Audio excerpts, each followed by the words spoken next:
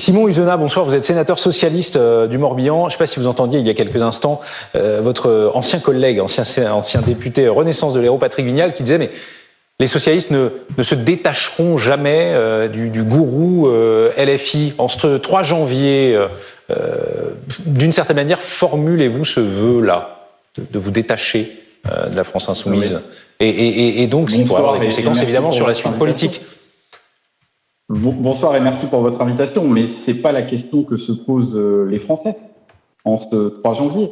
La question qu'ils se posent, c'est comment leurs représentants à l'échelle nationale se hissent à la hauteur des événements, à la hauteur des besoins qui sont les leurs.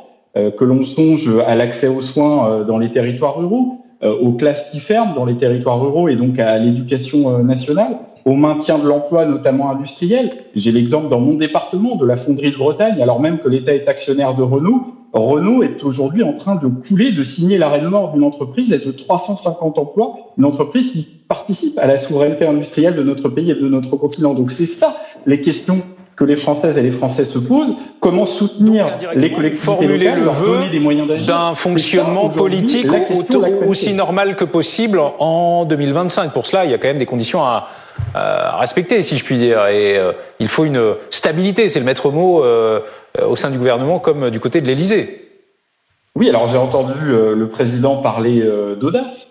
Si c'est l'audace dont il est coutumier depuis maintenant 7 ans, celle de la transgression démocratique et de la trahison républicaine, évidemment, nous nous y opposerons très fermement.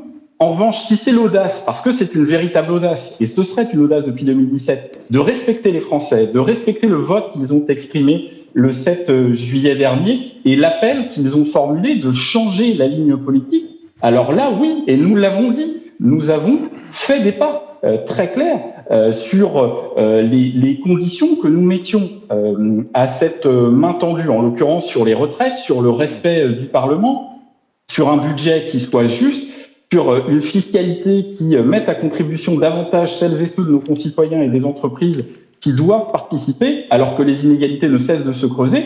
Malheureusement, nous le voyons depuis la nomination de François Bayrou, c'est une sorte d'entêtement de la part du président de la République et de ce gouvernement de ne pas prendre en compte les attentes des Français. Donc, nous sommes à l'écoute, nous sommes disponibles. Encore faut-il que la main soit tendue. Pour l'instant, elle ne l'est pas. Merci Simon Husenat, merci à toutes et tous d'avoir accepté l'invitation.